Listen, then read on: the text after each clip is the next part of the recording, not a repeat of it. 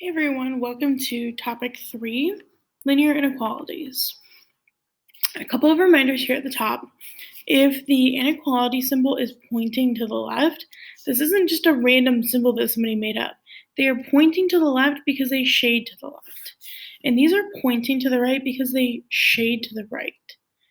The only trick with these is you have to flip the symbol if you divide by a negative. It's technically the rule is if you multiply or divide by a negative, but the only one we will see in this section is division. So if you have to divide both sides by -3, you need to flip this to this, or vice versa. Then we're going to use open and closed circles on our graph before we shade left or right. Use an open circle if the little line is not underneath, and use a closed circle if the little line is underneath, like there's like a bar, see? Then we're going to list the interval notation. On the problems, it just says interval, but this is what I'm talking about. You're going to list the ends of the graph, or the shaded area, from left, comma, right. So basically you look and see where's the left side of the graph, where's the right side of the graph. That's it. And then as you're writing that on the very end, so here at the before the left and here at the end of the right, you're either going to put a bracket or a parentheses. Most of the time you're going to use a parentheses. The only time you use a bracket is if there is a closed circle. So for our very first one, do me a favor and change this 2 to a 3. So I want you to see one that doesn't have a decimal and one that does have a decimal. Okay, so I'm going to solve this just like it were an equation and this was an equal sign. I want to get x by itself. So I'm going to add this 13 to the other side. Notice how I'm writing it underneath the other number that doesn't have an x with it. I don't want to write it underneath the 11x because I can't add 13 and 11x because the 13 doesn't have an x. Then those cross out, leaving me with 3x is less than 11x plus 19 plus 13 is 32. Then I'm going to subtract 11x from both sides.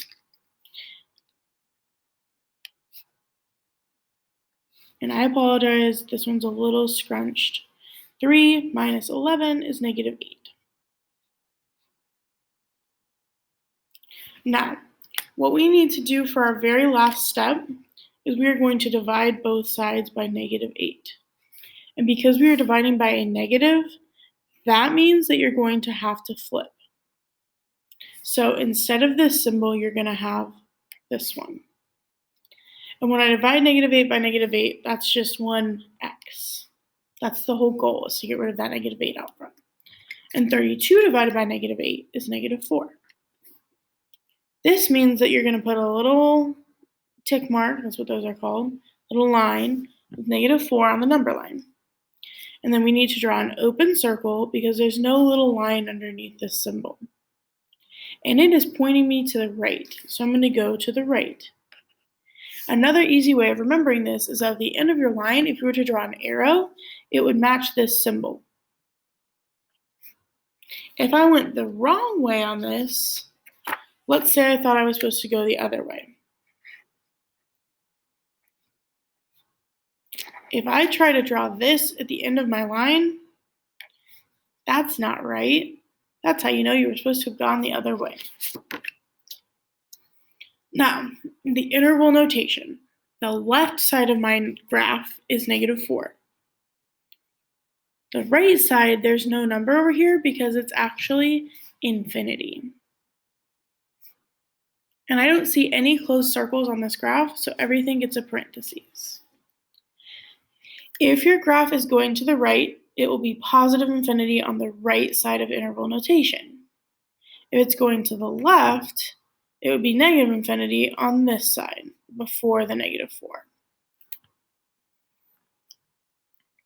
Now let's do the next one. I put distribution on this one, we have to multiply it out. And I'm going to give you a warning now that this one's going to be a decimal.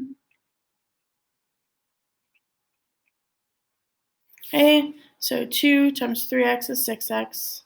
2 times -9 is -18. Then I'm going to add that 18 to both sides.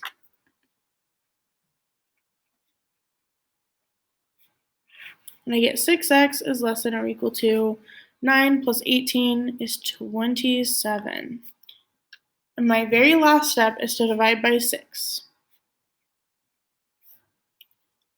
So that I get x, and then I'm going to check, do I have to flip my symbol? No, because I divided by 6, and 6 is not negative. But 27 divided by 6 ends up being